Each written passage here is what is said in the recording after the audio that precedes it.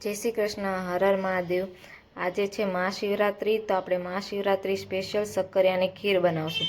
તો તેની માટે લીધા છે શક્કરિયા, દૂધ, એલચી પાવડર, ખાંડ અને ઘી। કોઈને આપણે વરાળે બાફી દઈશું અને 6 થી 7 વિસલ વગાડશું। શક્કરિયા બફાઈ ગયા છે, આપણે જોઈ લઈશું।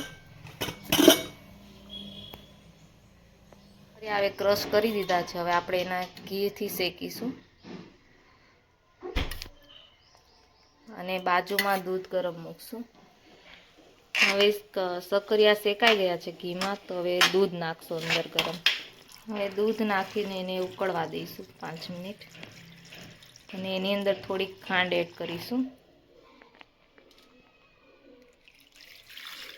હવે ખીર ઉકળી ગઈ છે, હવે એમાં આપણે એલચી પાવડર નાખીશું।